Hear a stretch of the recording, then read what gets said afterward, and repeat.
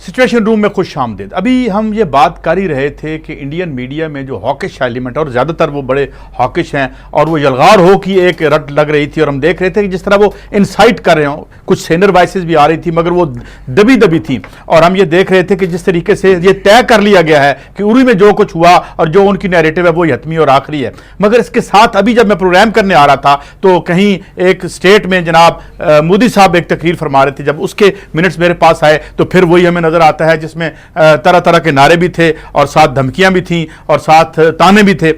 एक तो ये सिलसिला चल रहा है और हम इस यहां पर हम देखते हैं हमारे यहां ये तनकीद भी आती रही कि हमारी हुकूमत और जो की तरफ से जो जवाब आ रहे हैं वो किस नौ के हैं। मगर इसके साथ साथ अगर हम देखें तो पाकिस्तान में और भी बहुत सी बातें हो रही हैं। मिसाल के तौर पर कानूनी तौर पर हम सिर्फ 6 मिनट का इंडियन मवाद चला सकते हैं, यहां से जहां पे 70 और 80% तक भी चलाया जा रहा है और कैमरा नहीं पूछ रहा। हालांकि बार बार नोटिस मिल रहे हैं दीगर बातों पे, मगर इस पे कोई बात नहीं कर रहा और एक क्रिमिनल साइलेंस जिसे हम कह सकते हैं ये क्यों है। फिर हम ये भी देखते हैं कि यार 2.5 अरब रुपए की एक इंडस्ट्री इलीगली चल रही है डीटीएच की, उसको भी या डीटीएच कह लें उसको भी कोई नहीं देख रहा। ये भी एक सिलसिला यहां पे जारी है। तो क्या हम जरा इसमें दबाव में हैं? क्या हमारे यहां जो जवाब है और फिर जो भारत का रिस्पांस आ रहा है इसमें हम ये भी आज देखेंगे कि मोदी साहब अचीव क्या करना चाहते हैं, क्या इश्यूज हैं। क्योंकि मैं साथ साथ ये अर्ज करता चलूं कि जिस तरह हमने प्रोग्राम किया था कि 2 सितंबर को मोदी का सबसे बड़ा चैलेंज था जिसे बुरी तरीके से ब्लैकआउट किया गया, जब 20 करोड़ इंडियन मेहनतकशों ने हड़ताल की, जो तारीख इंसानी की सबसे बड़ी हड़ताल थी, जो उनका तमाम एजेंडा है प्राइवेटाइजेशन का। तो क्या ही इज गेटिंग अनपॉपुलर क्योंकि उनको पावर में लाने वाले वो भी उनसे नाराज हैं क्योंकि वो एजेंडा कैरी आउट नहीं कर पा रहे, न्यू लिबरल एजेंडा जो है, और नीचे से मजदूर तो वैसे नाराज है क्योंकि वो रिफॉर्म्स उनकी मौत है। ये क्या सिलसिला है, इस पे हम बात करेंगे। और क्या हमारे डबल स्टैंडर्ड्स हैं, क्या हम खुल के जवाब दें या नहीं दे पा रहे, इस पे बात करेंगे। मैं अपने मेहमानों का तारुफ करा दूं। इम्तियाज़ आलम साहब किसी तारुफ के मोहताज नहीं, हमारे साथ हैं जनरल राहत लतीफ़ हैं, जनाब इफ्तिखार अहमद मारूफ और सीनियर जर्नलिस्ट हैं, और डॉक्टर हुमा बकाई साहब अभी हमारे साथ है। जनाब इफ्तिखार अहमद साहब, मैं आ चाहूँगा कि आप इस डिस्कशन को ज़रा खोलें। एक तो ये कि क्या हम भी विक्टिम हैं, और अगर उरी का जवाब यह है कि हम पूरे बड़े सगीर को उरी बना दें, और फिर ये खामोश सा ढीला ढीला सा जवाब ये कहा जा रहा है, इसे आप कैसे देखते हैं जनाब इफ्तिखार अहमद साहब? देखें, कोई भी इस बड़े सगीर को ब्लड बाथ में नहीं डालना चाहता। जिस तरह मोदी साहब ने अभी केरला में जो तकरीर की है, वो अभी इसकी तफसीलात मैं देख रहा था, उन्होंने यही कहा है कि एशिया के अंदर एक ऐसा मुल्क है जो पूरे के पूरे एशिया इस इलाके को खून के दरिया बहा देना चाहता है। ऐसी बात नहीं है। देखें, कश्मीर को भूले बगैर, कश्मीर की बात किए बगैर, कश्मीर के मामले को ज़ेर बहस लाए बगैर कोई गुफ्तगू भी लाम मैनी होती रहेगी। एक, अब आइए हिंदुस्तान के अंदरूनी मामला। दिल्लत जो हैं वो 5 एकड़ ज़मीन के लिए जद्दोजहद कर रहे हैं, और वो एक बहुत खूबसूरत बात जो हिंदुस्तान में हो रही है, जो बदकिस्मती से पाकिस्तान में बिल्कुल अब ख़त्म हो गई है, कि हिंदुस्तान का नौजवान अपने हकूक़ के लिए क़यादत कर रहा है कॉलेजेस में, यूनिवर्सिटियों में और उसके बाहर, और क़यादत फराहम कर रहा है अपने गरीब तबकात को। मराठे जो हैं वो उनकी औरतें उनकी अपनी इज़्ज़त के लिए जुलूस दिखा रही हैं, जलसे कर रही हैं। जाट जो है, जाट तहरीक आपने देखी, जाटों का जो आंदोलन हुआ, कितना बड़ा आंदोलन हुआ, वो अपने मुतालबात लेके आ रहे हैं।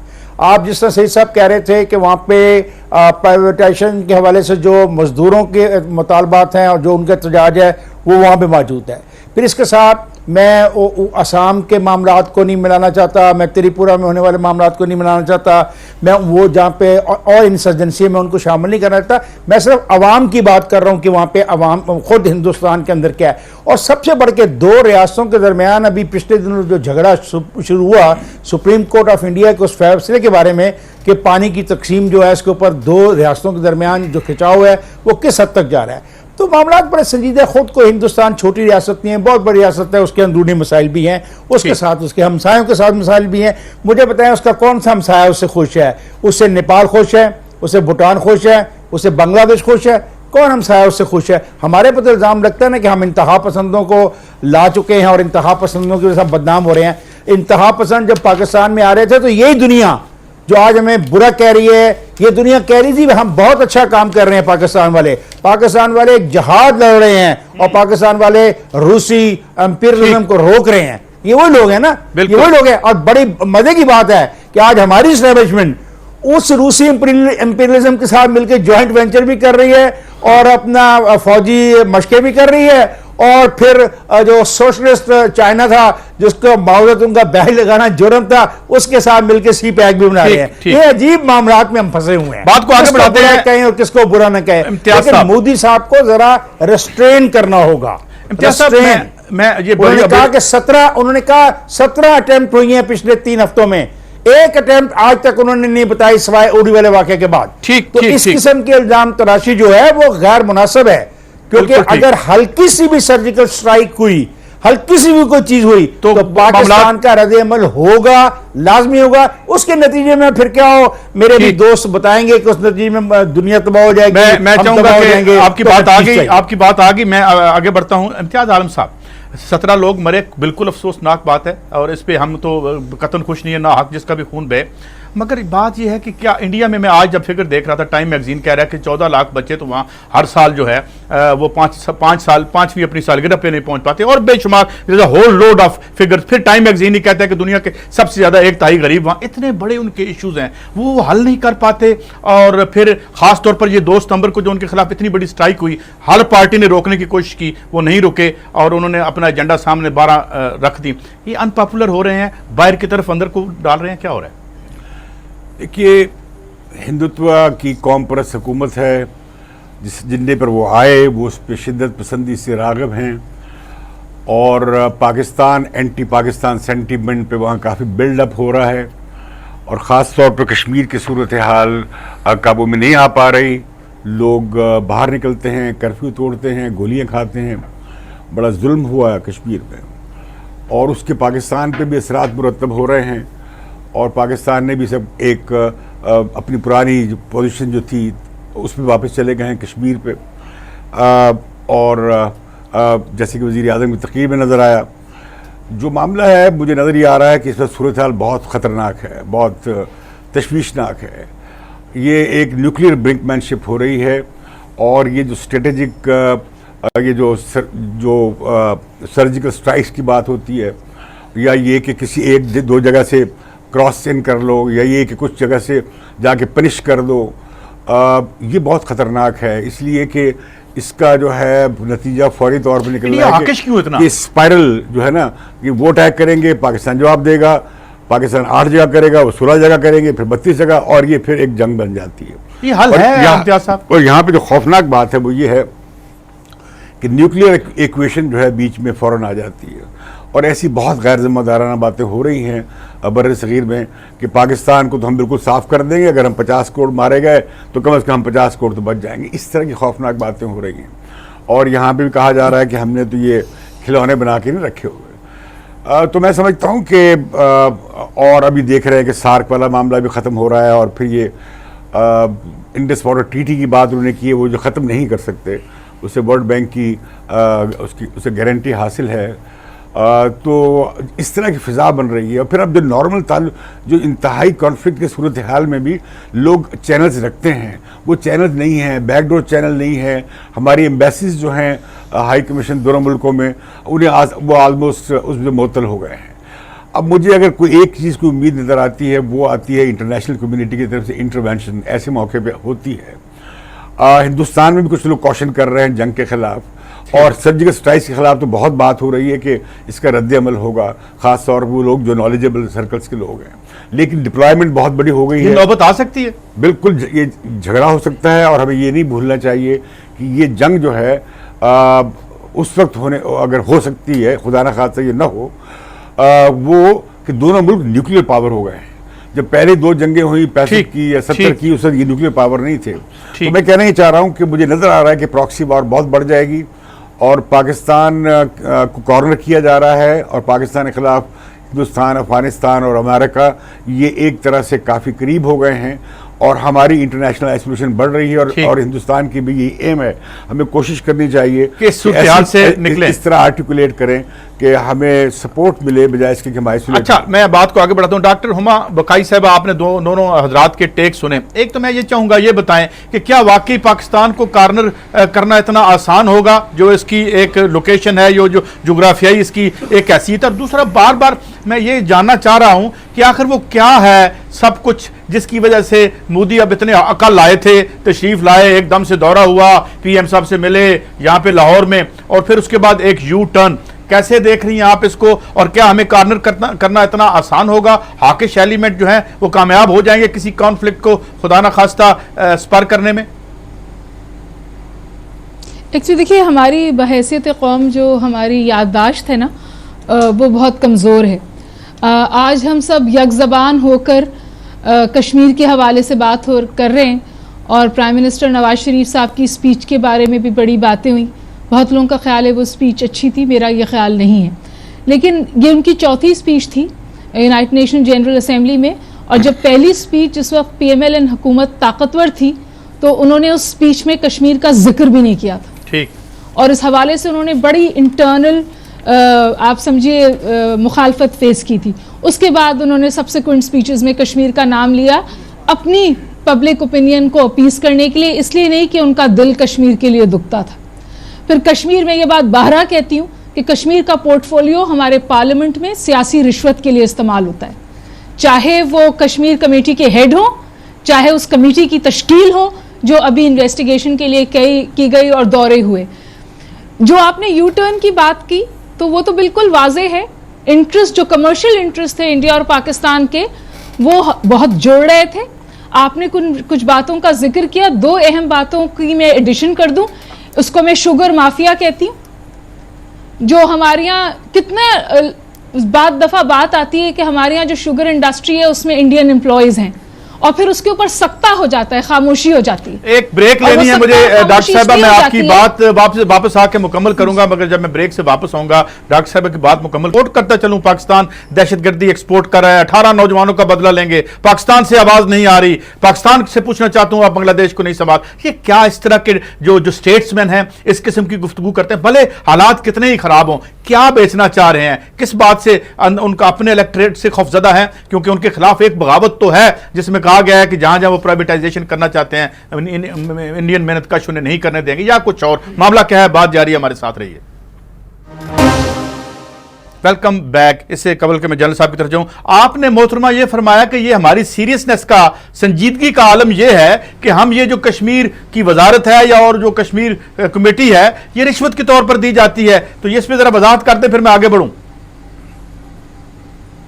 आप देख लीजिए ना, मेरी कल बात हो रही थी कश्मीरी लीडरशिप से, और उन्होंने कहा कि जी हम में से तो एक भी उस कमेटी में शामिल नहीं है। और जिन साहब का इंटरव्यू आ रहा था उनसे पूछा गया कि इस हवाले से आप बताएं कश्मीर की क्या सूरत हाल है, वो कमेटी के इंपॉर्टेंट मेंबर हैं।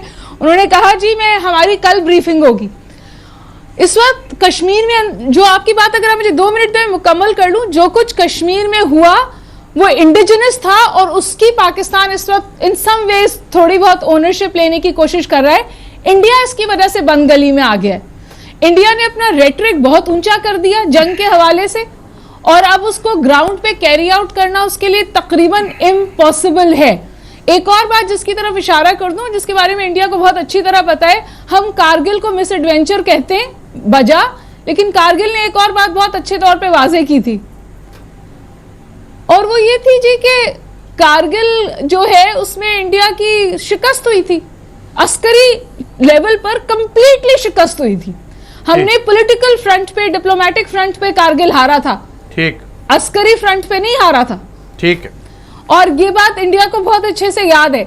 उन्होंने तैयारी की है, अपने आप को बेहतर किया है, लेकिन हम भी हाथ पे हाथ धरे नहीं बैठे, हाथ पे हाथ धरे नहीं बैठेंगे। मगर मैं जनरल साहब शुक्रिया इंतजार करने का। मैं सवाल एक तो मैंने पहले भी बात की, जो अच्छा जब मोदी साहब ने आज तकरीर फरमाई तो आखिर में आके उन्होंने ये भी कहा कि हम गुर्बत के खिलाफ लड़ेंगे, जहालत के खिलाफ लड़ेंगे। सवाल ये है कि जब आज मैं ये देख रहा था प्रोग्राम के हवाले से, तो गुर्बत तो उस वक्त आलम यह है कि पूरी दुनिया की सबसे ज्यादा गुर्बत की कंसंट्रेशन टाइम मैगजीन के मुताबिक 1/3 इंडिया में है। 14 लाख बच्चे 5 साल की उम्र तक नहीं पहुंच पाते। मदर मोर्टेलिटी रेट हाईएस्ट है, और वो जो रिफॉर्म्स लेके आ रहे हैं वो प्रो रिच हैं, पॉवर्टी बढ़ रही है वहां पे, जो न्यू लिबरल इकोनॉमिक का कजिया है। तो करना क्या चाहते हैं ये जनाब जनरल साहब? बिस्मिल्लाहिर्रहमानिर्रहीम।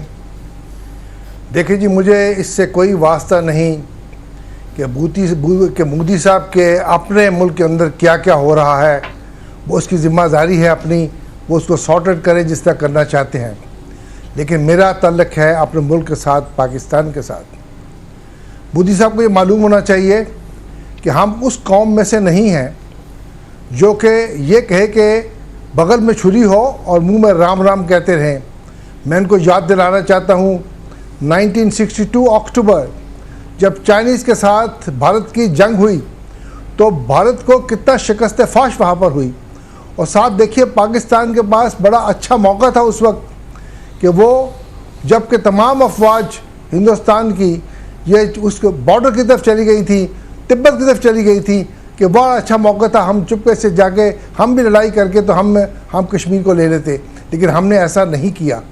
क्यों? कि हम पीछे छुरी नहीं मारते, हम सामने मुकाबला करते हैं, सामने मुकाबला करके तो फिर हम अपनी चीज़ को हासिल करते हैं। इसका मैं आपको बताता चलूँ कि 1965 वॉर में 3 गुना ज़्यादा थे ये हिंदुस्तानी, और 1/3 थे सिर्फ पाकिस्तान की फ़ौज थी। और आप याद रखिएगा कि जब जंग ख़त्म हुई तो पाकिस्तान के पास ये भारत का इलाका था जो था वो था 1500 स्क्वायर माइल्स, और जबकि हिंदुस्तान के पास जो हमारा इलाका था सिर्फ था 550 स्क्वायर माइल्स। तो इनको याद होना चाहिए कि हम पीछे छुरी नहीं मारते, हम सामने मुकाबला करके बात करते हैं। ठीक। अभी जो ये बातें जो इस तरह से कर रहे हैं ये मोदी साहब, ये इसका बात ऐसे ना करें। ये अपना इनको ख्याल होना चाहिए कि हम ज़बान के पक्के हैं, मोदी साहब ज़बान के पक्के नहीं हैं। ये देखिए इन्होंने दोनों चीज़ 2 वाक़या आए इसके बारे में। कश्मीर के बारे में देखिएगा आप कि 17 साल हमारा वो वज़ीर आज़म रहे जो पंडित जवाहरलाल नेहरू ने, और कई मौक़ों के ऊपर जो हिस्ट्री का ये वाक़या है उसके में लिखा हुआ है कि किस तरीके के साथ उन्होंने कहा कि जी हम ये कश्मीर के मसले को हल करेंगे और बिल्कुल कश्मीरियों की मर्जी के मुताबिक हल करेंगे। ठीक बात आ गई आपकी जनरल साहब, मैं बात को आगे बढ़ाता हूँ। मैं आपको बात को आगे बढ़ाता हूँ। जनाब इफ्तिखार अहमद साहब, ये जो कहा जाता है, एक तो ये आपने देखा कि मैं आपसे ये जाऊँगा कमेंट करें कि क्या ये एक स्टेट्समैन को ये देता है? हमारे किसी लीडर ने कभी इस तरह की गुफ्तगू नहीं की और उन पर तनकीद भी आती है, और तनकीद इस हवाले से आती है कि जनाब आप तो बोलते ही नहीं, और वो हमें अलर्ज करके टीवी के प्रोग्राम में फैसला वर्डिक्ट कानून की दे के हमें मुजरिम करार भी दे देते हैं। एक तो इसमें बात करें, और दूसरा हम हर बात में इतने डिफेंसिव क्यों होते हैं जब भी ये मामला हो? हम में कोई कमजोरी है या हुक्मरानों में कोई कमजोरी है? जनाब इफ्तिखार अहमद साहब। देखिए, हमें कोई कमजोरी नहीं है। आज केराला की स्पीच में उन्होंने कहा कि जो पाकिस्तानी क़यादत है ये दहशत गर्दों के सरबराह के लिखे हुए अल्फाज पढ़ती है। और दूसरी बात जो उन्होंने कही कि 1 country in Asia want blood bath. अब ये दोनों चीज़ें, आप कहते हैं कि हम कोई कमज़ोर हैं और हम कोई अपना केस प्रॉपर नहीं लड़ रहे, और ये गलत, ये इसकी नफ़ी आपको इन 2 लफ्ज़ों से समझ आती है। किस मुल्क का हवाला दे रहे हैं कि ब्लड बाथ, जब हम इतने कमज़ोर हैं, हम मुकाबला कर ही नहीं सकते, हमारी हैसियत ही कुछ नहीं है, तो ब्लड बाथ क्या होगा? हम मारे जाएंगे, ख़त्म हो जाएगा। और ये कहना कि जो प्राइम मिनिस्टर की जो तकरीर है वो इंतहा पसंदों ने, दहशत गर्दों के सरबराह ने लिख के दिए, उन्होंने कर दिया। हालांकि मैं समझता हूँ कि नवाज शरीफ ने की तकरीर में कहीं तलखी नहीं थी, कहीं तुंदी और तेज़ी नहीं थी। तो उधर तो बड़ी तुंदी तेजी है इफ्तिखार साहब, उधर तो बड़ी तुंदी है। दूसरी तरफ अभी देखा आपने मोदी साहब को, हुमा बकाई ये कह रही थी। एक ब्रेक पे आ रहा हूं, आपकी बात मुकम्मल करूंगा। इफ्तिखार साहब, आपके लिए सवाल हूं, क्या कश्मीर की वजारत और ये ओहदे रिश्वत के तौर पर दिए जाते हैं? यह है हमारी संजीदगी कश्मीर के मामले में। एक ब्रेक के बाद वापस आते हैं।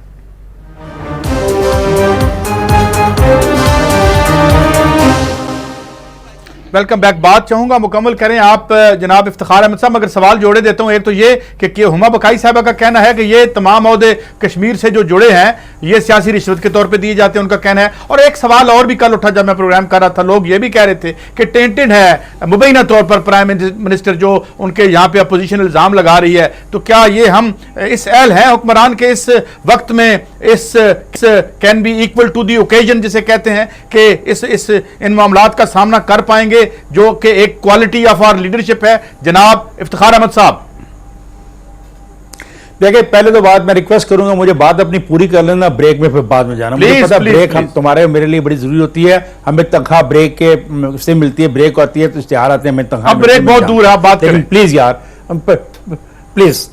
देखो जहां तक है कि टेंटेड है, मैं नहीं समझता कि कोई शख्स एक फर्द वाद ऐसा हरकत करके पाकिस्तान के पूरे मफाद को दाव पे लगा सकता है। किसी की ये जुर्रत नहीं हो सकती, और पाकिस्तान की कौम इतनी बेवकूफ, जाहिल और अनपढ़ नहीं है कि वो इसको देख लेगी। अगर स्ट्राइक हमारे पे हुई, there will be a very strong reply by the arm forces and by the people of Pakistan. Don't worry about it. So ये कोई हमें कोई बेवकूफ नहीं बना सकता, क्योंकि उन्होंने अगर पैसा कमाना है था और कमा के वो बाहर जाना चाहते हैं तो इज्जत के साथ ही लोग रहेंगे ना बाहर। ऐसा तो नहीं होता ना कि मुल्क को तबाह बर्बाद करके उसको दुश्मन के हवाले करके बाहर चले जाएं। कोई नहीं, आई डोंट थिंक इवन मियां साहब ऐसा सोच सकते हैं। कश्मीरी, खुद वो कश्मीरी नस्ल है, वो कभी ऐसा सोच भी नहीं सकते। दूसरी बात, आज आपको ख्याल आ गया कि कश्मीर कमेटी बिकती है। कब से कश्मीर कमेटी बिकी है? नवाब नसरुल्लाह खान से लेके अब तक। और नसरुल्लाह खान साहब के दौरे कितने हुए? क्या किसी को पता है कि उन दौरों में नसरुल्लाह साहब कहां पे गए और उन्होंने किन किन लोगों से मुलाकात की? क्या कभी कोई डीप ब्रीफिंग हुई है? क्या पाकिस्तान की कौम को बताया गया जो ये जो कमेटियां 3 दफा बनी, जो इस कश्मीर कमेटी, क्या कोई डीप ब्रीफिंग पाकिस्तान के अवाम के इल्म में है? ये सिर्फ दौरों की हद तक ऐसे ऐसे लोगों को साथ ले जाया गया जिनका कोई तल्लुक ही नहीं था उन दौरों से। तो मैं तो मुतालबा करूंगा कि इन सारे दौरों की, नॉट ओनली मौलाना फजल रहमान बल्कि तमाम लोग जो इसके सरबार है, जो इन्होंने दौरे किए, कौम को बताया जाए ये वहां पे क्या करते रहे। Deep briefing is must, very important, ये एक जरूरत होती है, रिक्वायरमेंट होती है।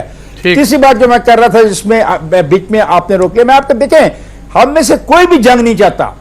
हम खासतौर पे आप हो, मैं हूं, हुमा है, इम्तियाज है, जनरल साहब है, हम कोई बिला वजह की जंग नहीं चाहते।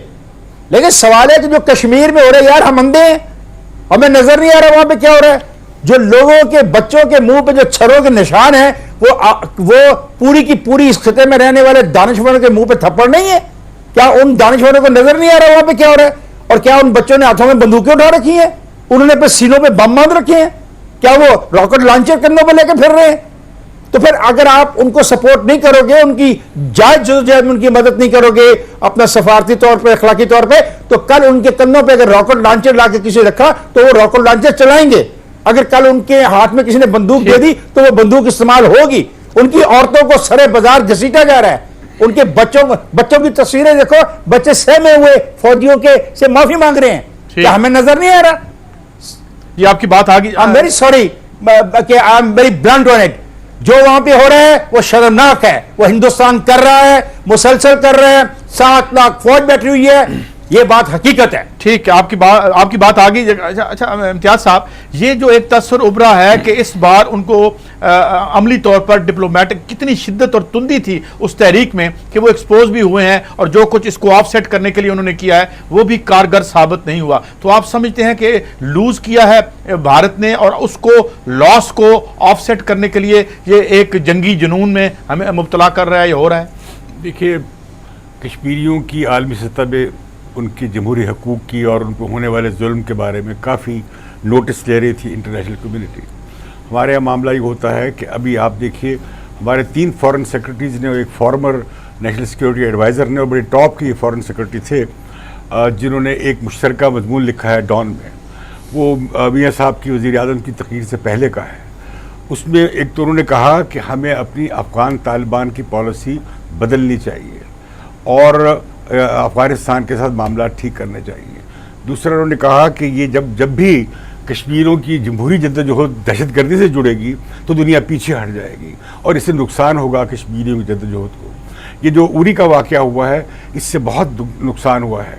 हमें चाहिए था कि हम कहते कि हम तैयार हैं इसकी तफ्तीश के लिए। जब हमारे हाथ साफ हैं तो हमें कौन किस बात से ये बात माने कर रही थी कि हम ये कहते कि उड़ी की तहकीक, जैसे हमने पठानकोट में किया। पठानकोट भी दोनों मुल्कों ने अच्छा बिहेव किया और बजाय इल्ज़ामबाजी के ताउन कर रहे थे, अभी तक वो सिलसिला जारी था। इसी तरह उड़ी भी हो सकता था। मैं समझता हूँ कि जो कश्मीरियों की जद्दोजहद है इंतफादा, उसे हम इस आलाइश से पाक रखें तो उसे सपोर्ट मिलेगी। अब मैं समझता हूँ कि इस वक्त जो सूरत हाल है, हमें जिसका नोटिस लेना चाहिए वो हमारी है इंटरनेशनल आइसोलेशन। उसे मैं समझता हूँ कि वज़ीर आज़म कश्मीर पे इसके अलावा क्या तकरीर कर सकते थे। मैं हैरान हूँ जो लोग कहते हैं मुंह तोड़ जवाब दें, ऐसे शिद्दत ज़बानी से और लिसान से मैंने कभी देखा नहीं है कि किसी के जबड़े बाहर निकलते हुए। पता नहीं क्या आप वज़ीर आज़म से उन्हें भी बात नहीं आना चाहिए मोदी साहब को। देखिए जो इस वक्त बात चल रही है, जो तकारीर हो रही हैं, भारत में जो मूड बन रहा है वो ठीक नहीं है। वहाँ की अमन पसंद कुव्वतों को इसके खिलाफ आवाज़ उठानी चाहिए। पाकिस्तान में भी जंग के खिलाफ आवाज़ उठानी चाहिए, क्योंकि मामला फिर जाएगा बातचीत पे। बातचीत के अलावा रास्ता कोई नहीं है और ये मानना पड़ेगा। बातचीत पहले भी होती रही है, कश्मीर पे बातचीत भी होती रही है, और ये कि कश्मीर का कोई हल नहीं है। कश्मीर के कई हल हैं और हल निकले भी हैं और निकाले भी गए और कोशिशें भी हुई हैं, ऐसा हो सकता है। फिर एक और बात कि हमें अपने मुल्क की सलामती जो है वो सबसे अजीज़ होनी चाहिए। हमारा हमारे दोनों बॉर्डर महफूज नहीं है। हमारे दोनों बॉर्डर जो हैं वो अभी तक उस पर सवालिया निशान हैं। जैसे हम देखते हैं ये जो है ड्यूरल लाइन का मामला है, या ये हम देखते हैं इस तरफ हिंदुस्तान के साथ ये जो, लेकिन ये बरमदाग वाला जो मामला है, देखें ना, बलूचिस्तान वाला मामला है। बहुत देखिए बरमदाग किसकी नुमाइंदगी कर रहा है? उनकी तो अपने ट्राइब में तकसीम है, बुकटी ट्राइब्स में कई इंडिया के पॉइंट ऑफ व्यू से देखें ना कि अगर हम इस तरह करें, देखिए हम देखिए इसका क्या नुकसान होगा कि हिंदुस्तान लूज करेगा। और ये जो प्रॉक्सी वार है वो आगे चल रही है। हिंदुस्तान वाकई यहाँ भी गड़बड़ कर रहा है, बलूचिस्तान में भी गड़बड़ कर रहा है, और ये जो हमारे भगौड़े तालिबान जो हमने बड़े शौक से, जिन्हें हम कहते थे हमारी स्ट्रेटेजिक एसेट्स हैं, उन्हें पैसे भी लगाए जा रहे हैं। ये बड़ा खौफनाक सूरत हाल बनने जा रही है।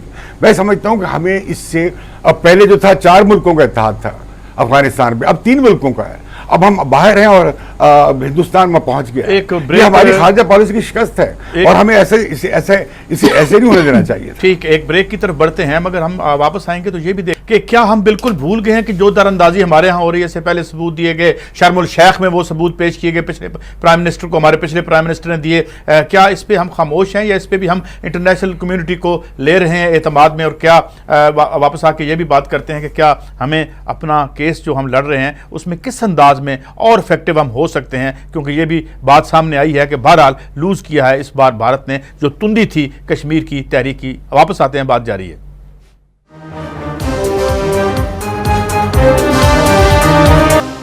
वेलकम बैक जी। जनाब इम्तियाज साहब, आप बात मुकम्मल करें, फिर जनरल साहब की तरफ बढ़ते हैं। तो मैं कहता हूँ कि हमें हिकमत अमली बनानी चाहिए इस तनाही से निकलने के लिए।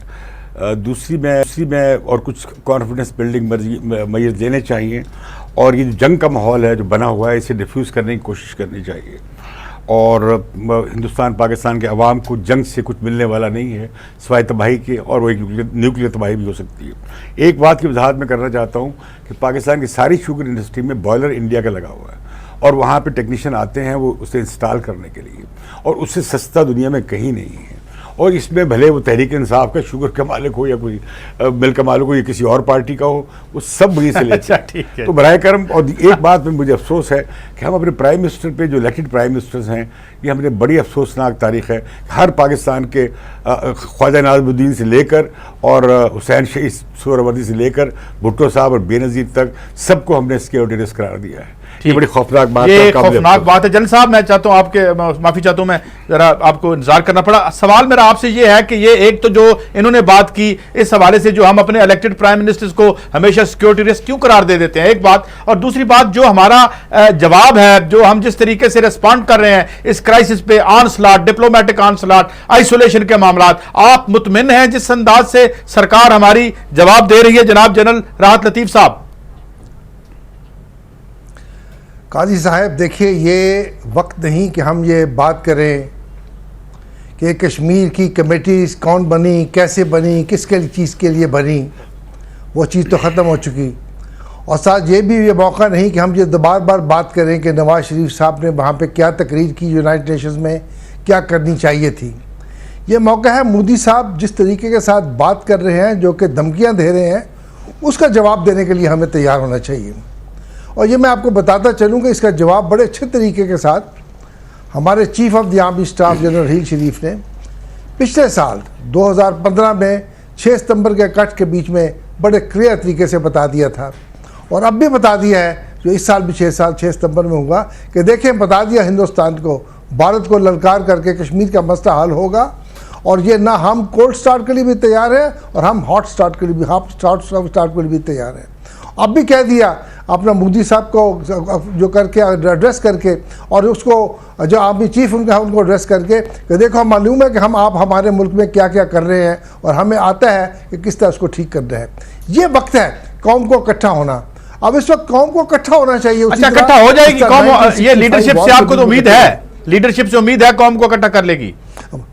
देखिए जी, बात यह है कि सवाल ये पैदा होता है कौम इकट्ठी क्यों ना हो, क्या वजह है? देखिए, हमें कहाँ से थ्रेट आ रहे हैं? ये थ्रेट परसेप्शन हमारी 1947 के जब हमारी आज़ादी मिली है तो उसके बाद ये एस्टेब्लिश हुआ था कि हमारा जो दुश्मन है वो दुश्मन है, भारत दुश्मन है। तो जब ये चीज़ सामने आ चुकी है तो सवाल ये पैदा होता है कि ये हम इस वक्त हम इकट्ठे हो जाए, हम ये बाकी ये चीज़ों को छोड़ें और हम ये बात करें कि हमने मोदी को किस तरीके से हमने जवाब देना है। और इंशाल्लाह जवाब मैंने आपको बता दिया है कि जब आर्मी चीफ एक बात करता है तो वो मैटर करती है। उसको आखिरी एक छोटे से छोटा सिपाही, जूनियर सिपाही वो सुनता है और उसको मालूम है कि मेरे चीफ ने जो कहा है उस पर ये अमल होगा। और दूसरा ये देखिएगा आप, जिस तरीके के साथ हमारे प्राइम मिनिस्टर ने वहाँ पर जाकर यूनाइटेड नेशन में बात की है, कश्मीर की बात की है उसके बारे में।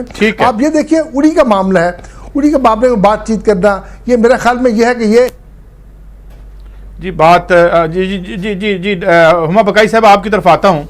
ये फरमाइए कि जो आप बात हुई कि मैंने सिक्योरिटी रिस्क करार दे दिया, इसके अलावा यहाँ पे जो उड़ी से पहले एक दूसरे पर जो हम बरसा रहे थे, जो तारीफ फरमा रहे थे हम एक दूसरे की, जो हमारे सियासी लीडरान हैं, इस पे भी कमेंट कर दीजिएगा। और ये वक्त नहीं है क्या कश्मीर कमेटी की बात करने का, या इन ये जो ओहदों की मुबैना बंदर बांट होती है?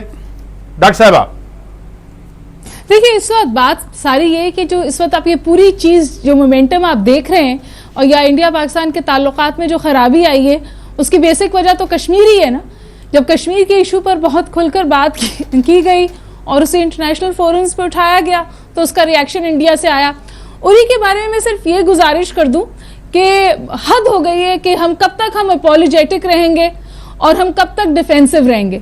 उरी पे मैं सिर्फ, मुझे पता है आपके पास वक्त कम है, मैं बात यहाँ खत्म करूंगी कि जो वहां के डीजीएमओ हैं लेफ्टिनेंट जनरल रंजीत सिंह, उनका स्टेटमेंट था कि जी उस पर पाकिस्तानी मार्किंग्स है वेपन्स पे, जो उनके अपने मीडिया ने एक्सपोज किया कि वो गलत बयानी से उन्होंने काम लिया और फिर उनके मीडिया पे कदगन लग गई कि वो कोई प्रेस में बात नहीं कह सकते।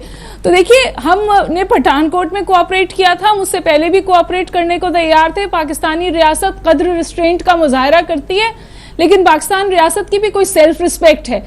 आप हमारे हाई कमिश्नर को बुलाकर बगैर किसी सबूत के वहां बेइज्जत करते हैं, उनके जितने इन्विटेशंस हैं 3 महीने के वो मनसूख कर दिए, उनकी मूवमेंट पे कदगन लगा दी गई। तो आप मुझे बताइए कि आप कब तक ये बात आपकी ठीक है, मैं बात को खत्म करना चाहूंगा क्योंकि वक्त खत्म हो रहा है। जल्दी से जनाब इफ्तिखार साहब, ये हमारे एक्टरों के साथ जो करते हैं, जो बयानात देते हैं और हम तो रेस्ट्रेंट दिखाते हैं, डॉक्टर साहब इस तरह फरमा रही हैं, मगर हमारे यहाँ